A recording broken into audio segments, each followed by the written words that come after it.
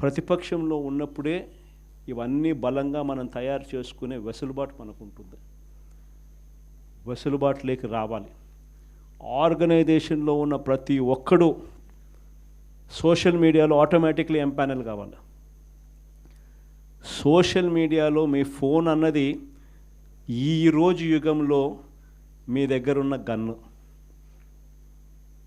మీ దగ్గరున్న గన్ను ఈరోజు యుగంలో, ఈ సోషల్ మీడియా యుగంలో మీ దగ్గరున్న ఏకైక వెపన్, ఏకైక గన్ను మీ ఫోను.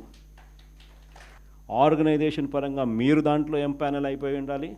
మీతో పాటు మీరు క్రియేట్ చేసి ఆర్గనైజేషన్ గ్రామస్థాయి దాకా కూడా ఆ ఆర్గనైజేషన్లో పార్టీ కావాలి.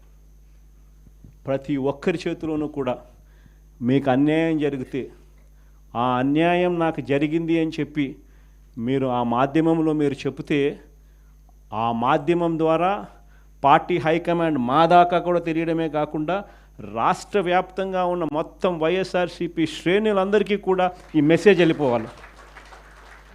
ఎవరికి ఎక్కడ ఏ అన్యాయం జరిగినా కూడా మొత్తం పార్టీ తనకు తోడుగా నిలబడే కార్యక్రమం జరగాల. ఇది విజన్. మళ్ళీ నా జిల్లా ప్రోగ్రాములు కూడా మళ్ళీ ఉంటాయి.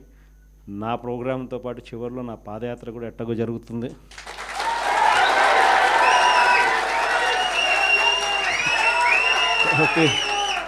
కాబట్టి ఆ టైం వచ్చినప్పుడు ఇంకా మీతో ఇంకా ఎక్కువ మమేకమయ్యే పరిస్థితి ఉంటుంది.